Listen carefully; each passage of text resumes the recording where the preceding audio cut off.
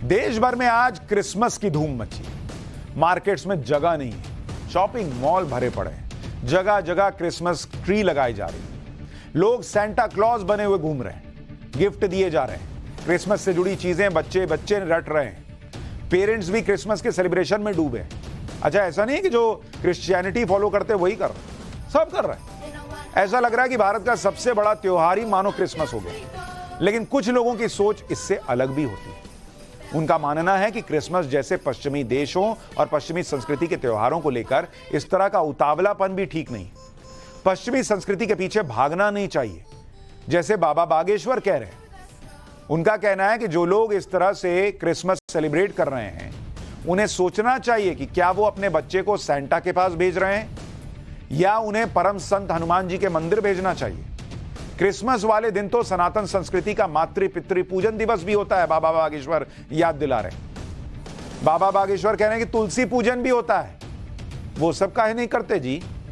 इसी तरह से क्रिसमस की धूम मचाकर सनातन संस्कृति का क्या भला कर पाओगे, वो पूछ रहे हैं। एक बार बाबा बागेश्वर ने क्रिसमस और सेंटा क्लॉज को लेकर सनातनियों से क्या कहा है, वो सुनिए, फिर आगे की बात बताता हूं। 25 तारीख को जो क्रिसमस डे है, हम उस पर यही कहेंगे कि ये भारतीय सनातनी संस्कृति के अनुरूप नहीं है।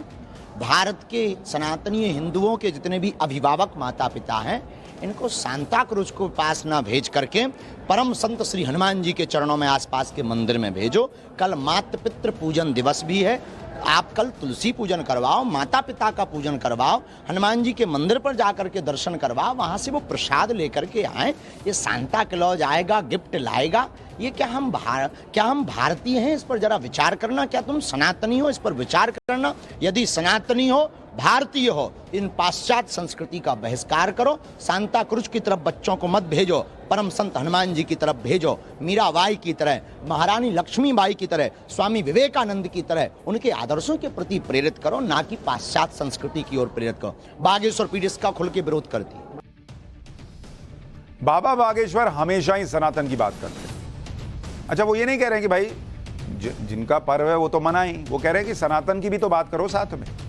वो पश्चिमी संस्कृति के पीछे भागने वालों के बिल्कुल खिलाफ है। उनका मानना है कि हम अपनी सनातन संस्कृति की बातें भूल गए, जबकि हमें क्रिसमस जैसे त्योहार खूब याद रहते हैं। बाबा बागेश्वर आज 25 दिसंबर को सनातन संस्कृति में तुलसी पूजन और मातृ पितृ पूजन करने की बात कर रहे हैं। मैं आगे बढ़ने से पहले आपको सनातन धर्म में इन पर्वों की मान्यता के बारे में बताता हूं। बहुत लोगों ने तो नाम ही नहीं सुना होगा। तुलसी के महत्व को देखते हुए 25 दिसंबर 2014 को देश के साधु संतों ने तुलसी पूजन दिवस मनाने की शुरुआत की। सनातन धर्म में तुलसी को एक पवित्र पौधा माना गया है। सनातन धर्म में तुलसी को मां लक्ष्मी का स्वरूप माना गया है और किसी भी मांगलिक कार्य को तुलसी पूजन के बिना अधूरा माना जाता है। इस दिन तुलसी का नया पौधा लगाया जाता है और इसकी देखभाल की जाती है। इसका दूसरा पहलू यह भी है कि दिसंबर में तुलसी के पौधे की ज्यादा देखभाल की जरूरत होती है। सर्दी के मौसम में तुलसी का पौधा खराब होने लगता है, इसलिए ठंड से बचाने के लिए इसे कपड़े से ढका जाता है और पानी देने की मात्रा कम कर दी जाती है। अब बाबा बागेश्वर यही पूछ रहे हैं। वो कह रहे हैं कि भैया ठीक है, तुमको क्रिसमस पसंद हो सकता है, जाओ शॉपिंग करना है कर लो, लेकिन तुलसी दिवस भी होता है, ये तुमको पता है। मातृ दिवस पितृ दिवस होता है, ये तुमको पता भी है। सनातनी त्योहार क्यों नहीं मनाते हो, उसके बारे में क्यों नहीं जानते हो? और वो ये बात आज पहली बार नहीं कर रहे हैं, कई सालों से बाबा बागेश्वर ये कह रहे हैं। सुनिए, उन्होंने 2 साल पहले भी क्रिसमस सेलिब्रेशन को लेकर क्या कहा था। 25 तारीख है, 25। क्रिसमस तो सबको याद रहता है, लेकिन ये वही टाइम है जब सिखों के अंतिम गुरु गोविंद सिंह के पुत्रों की वीरता को भी नमन किया जाता है, जिनका जिक्र बाबा बागेश्वर कर रहे थे। लेकिन ये बहुत कम लोगों को याद रहता है। वो सही कह रहे हैं। 21 दिसंबर से 27 दिसंबर तक गुरु गोविंद सिंह के साहिबजादों के बलिदान और वीरता को याद करने की परंपरा चली आ रही है। लेकिन कितने लोगों को पता है? आज आपको वीर बाल दिवस का इतिहास भी याद दिलाता हूं। सिखों के 10वें गुरु गुरु गोविंद सिंह जी के 4 बेटे थे, अजीत सिंह, जुझार सिंह, जोरावर सिंह और फतेह सिंह। 1699 में मुगल साम्राज्य के अत्याचारों के खिलाफ गुरु गोविंद सिंह जी ने खालसा नामक सेना का गठन किया।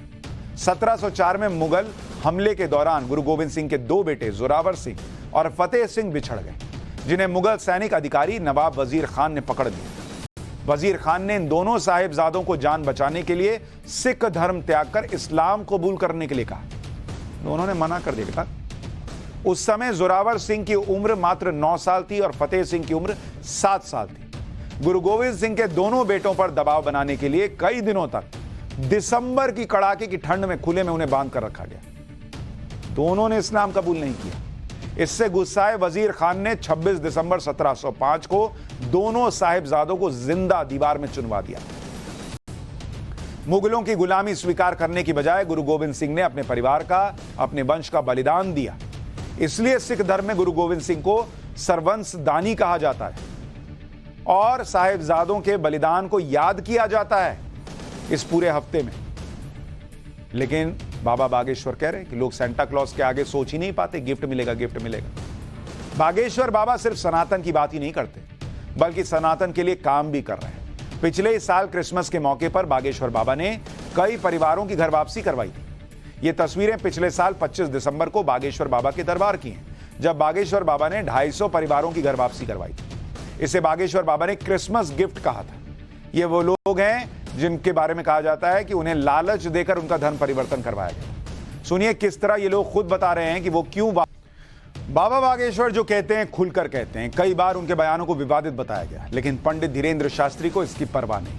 उनका मानना रहा है कि कोई कुछ भी कहता रहे, लेकिन पश्चिमी संस्कृति को लेकर उनकी जो सोच है वो बदलने वाली नहीं। सुनिए पंडित धीरेन्द्र शास्त्री ने क्रिसमस को लेकर अपने विवादित बयान पर क्या कहा था। एक जगह बोल दिया कि भारत के लोगों को 25 तारीख का क्रिसमस डे नहीं मनाना चाहिए। एक न्यूज वाले ने आज छापा, ये बाबा के विवादित बयान है, ठटरी के बरे।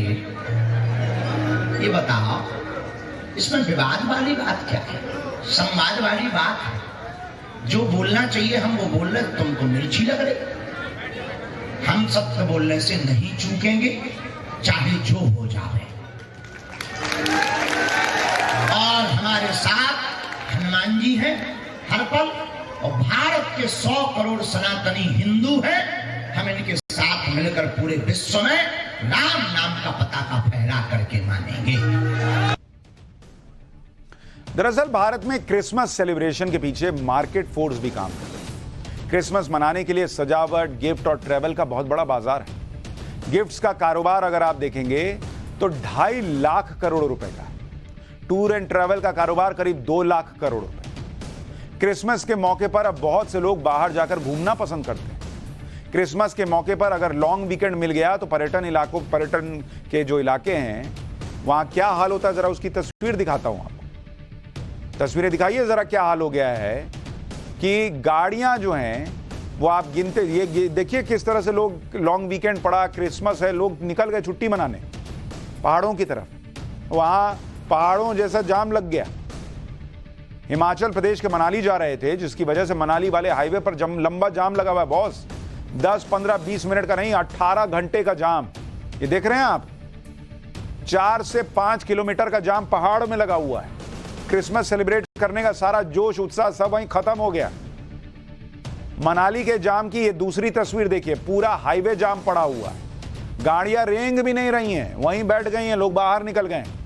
अब आप सोचिए इसमें जो लोग बच्चों के साथ गए होंगे उनका क्या हुआ होगा, जो लोग महिलाओं के साथ गए होंगे वो क्या करेंगे। गाड़ियां एक ही जगह घंटों खड़ी हैं। ये इस वक्त पहाड़ों पर हाल हो रखा है। हिमाचल प्रदेश की प्रसिद्ध अटल टनल का हाल देखिए। हजारों लोग जाम की वजह से सुरंग के अंदर फंसे हुए हैं। गाड़ियां रुक गई, एक एक इंच करके आगे बढ़ रही हैं। आमतौर पर मनाली से अटल टनल तक जाने में 45 मिनट लगते हैं, लेकिन जाम की वजह से 4 से 6 घंटे का वक्त लग रहा है। सिर्फ रविवार की बात करूं तो कल अटल टनल से होकर करीब 28,000 गाड़ियां गुजरी हैं। औसतन एक गाड़ी में 4 टूरिस्ट भी मान लीजिए तो एक दिन में 1 लाख से ज्यादा लोग अटल टनल से क्रॉस हो चुके हैं। अटल टनल के आसपास का तापमान -12 डिग्री के करीब। आप सोचिए लोग फंसे हुए हैं, गाड़ी बंद करके बैठे हैं। कितनी देर चलाइएगा, पेट्रोल खत्म हो जाएगा। अब बंद करके बैठे हैं तो ठंड लगेगी, हीटर नहीं चला सकते। सोचिए क्या हालत हुई होगी इन लोगों की। पिछले 72 घंटे के दौरान 55,000 गाड़ियों की एंट्री अकेले शिमला में हुई, जबकि शिमला में महज 4,000 गाड़ियों की पार्किंग की व्यवस्था है। शनिवार और रविवार को शिमला में होटल और रिजॉर्ट 90% तक बुक थे, जो नए साल पर 100% हो जाएंगे। जब इतने लोग एक साथ पहुंचेंगे तो जाम तो लगेगा ही। सुनिए जाम में फंसे हुए लोग क्या कह रहे हैं। कल मैं 3:45 पे ग्रेटर नोएडा से चला था और 12 साढ़े 12 बजे पहुंचने का टाइम मुझे मनाली दिखा रहा था और मैं 12 बजे मंडी पहुंच गया था, लेकिन 12 बजे मंडी से मनाली आने में, जो कि 100 किलोमीटर का डिस्टेंस है, मुझे 6 घंटे लग गए। रास्ते में काफ़ी रोड टूटी फूटी हुई हैं और मुझे काफ़ी जाम का सामना करना पड़ा। मैं छुट्टी मनाने के लिए मनाली आया हूँ। मैं बागपत यूपी उत्तर प्रदेश से आया हुआ हूँ। मतलब जाम तो बहुत हद तक है, लेकिन पुलिस वाले भाइयों का बहुत अच्छा सपोर्ट हो रहा है। यहाँ पे जगह जगह पे लोग बाग पुलिस मतलब हमारी सहायता कर रही है। देखिए, ट्रैफिक स्टेटस मैंने जैसे मतलब की बात कर रही थी कि इसमें आपका जो हर साल की तरह टूरिस्ट क्रिसमस और न्यू ईयर के टाइम मनाली आता है। अमूमन इस तरह की स्थिति आपको देखने को मिलेगी। टूरिस्ट का क्राउड 90% के करीब जो मनाली आता है। तो इस बार ट्रैफिक व्यवस्था कुछ ढंग से नहीं लग रही है। अब आप बताइए, लोग 18 घंटे 20 घंटे फंस रहे हैं, तो ऐसा लग रहा है जैसे किसी ने बंधक बना के रख लिया। लेकिन एक तरफ बाबा बागेश्वर देश के लोगों को सनातन संस्कृति से जोड़ने का प्रयास कर रहे हैं, दूसरी तरफ यूपी के सीएम योगी आदित्यनाथ सनातन के प्रचार प्रसार के लिए करोड़ों रुपए की लागत से सनातन कॉरिडोर का निर्माण करवा रहे हैं।